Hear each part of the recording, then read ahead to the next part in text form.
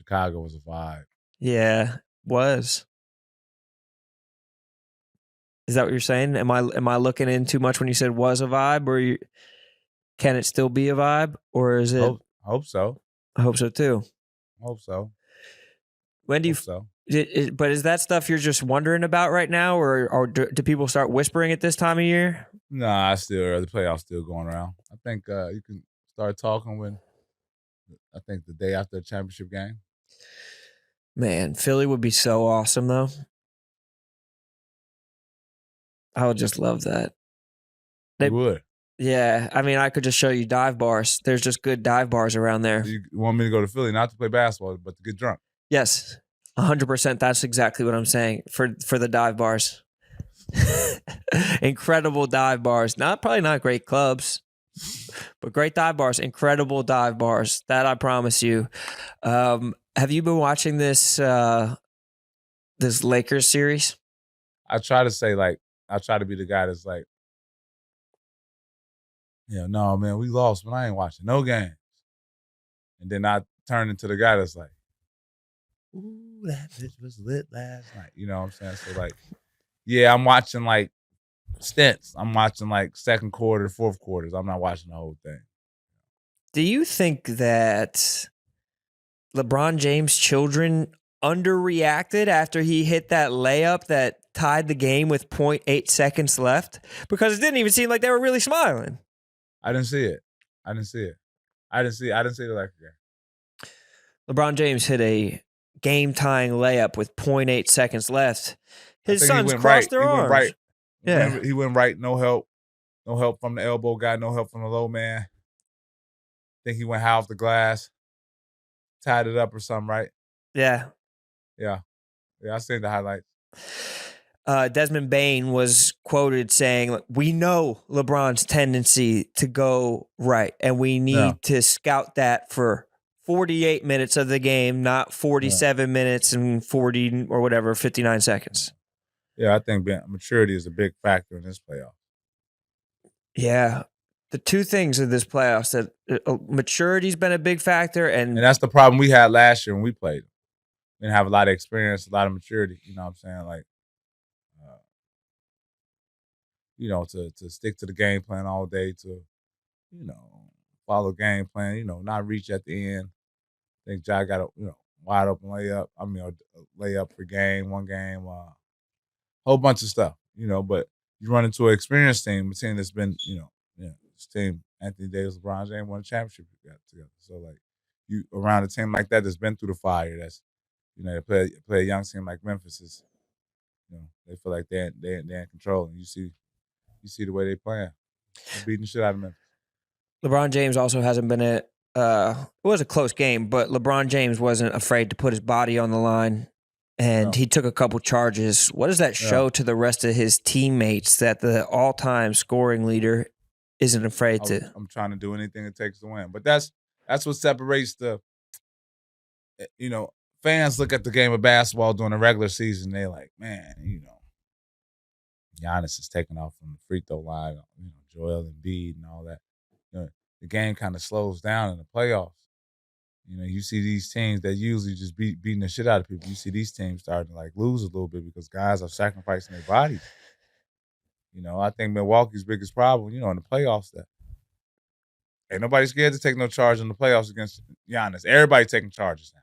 You know what I'm saying? It's like, if you might have took 2 charges in the season, for the game, or 5 charges for the game in the playoffs, you might try to take 15. You know what I'm saying? Like, so, like, I think that's the biggest thing. That's the biggest key. People are willing to sacrifice, their bodies for a win, and that's what you see with Bron. That's pretty impressive. Expect not even that he's the scoring champ. The fact that how old he is.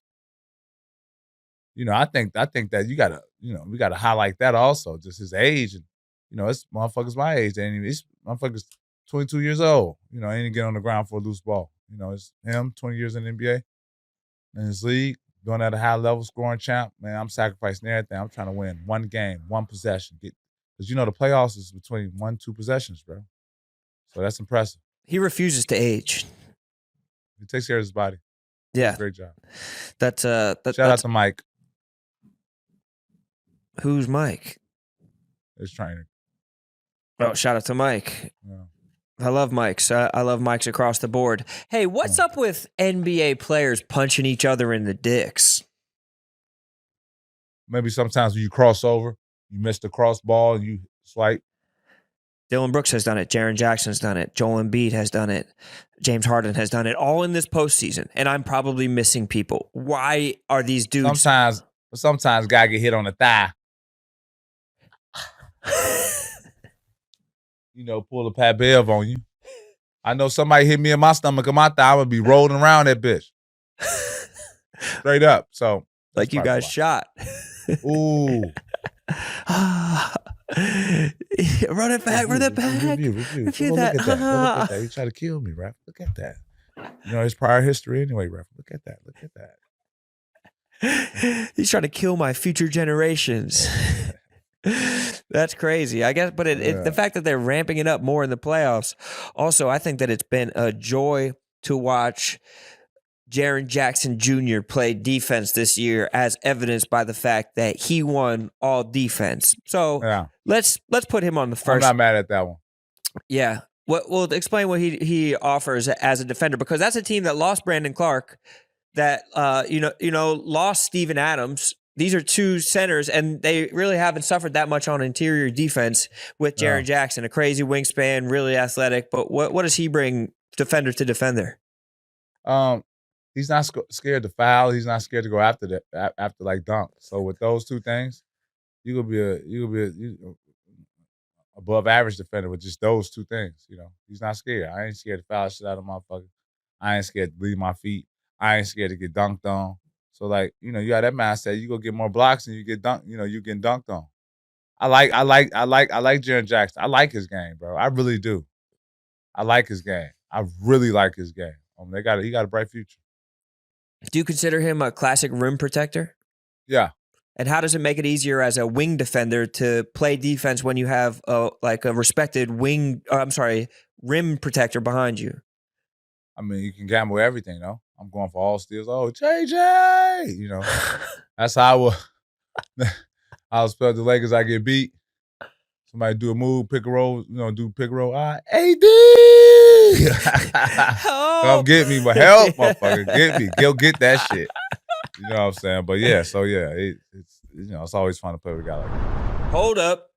Let's talk about Game Time. We have to talk about Game Time. So we're going to talk about Game Time. Game Time is the exclusive ticketing partner for Barstool Sports. And you know what? I used Game Time yesterday. No ifs, ands, or buts about it. I wanted to get tickets for a Phillies-Mets game in New York at Citi Field. I even was on Game Time and I compared their prices and their interface to some of the other ticketing apps. And let's be honest, Game Time had better prices for the same row, same section, same game. It's easier to use, just a couple clicks, no hidden fees. It is my preferred ticketing app, and I can't tell you how many people that I've put on to Game Time. It will change everything for you. Skip the hassle, enjoy the moment. Download the Game Time app or go to the website, enter your email, and redeem code PatBev20 redeem code PatBev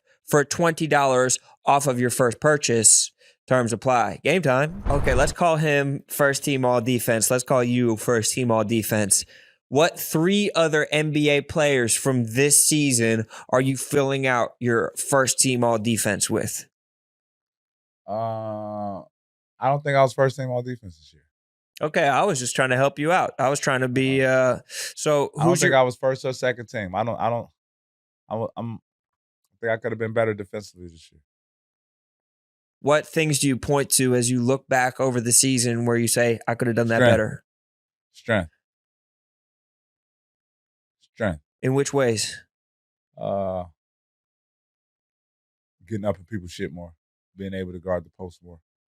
So strength. But don't worry about it. That's getting corrected. That is getting corrected as we speak. So don't even worry about that next season. That is definitely getting corrected. Debo Beverly. Debo Beverly is about to come through. For sure. So rocked up.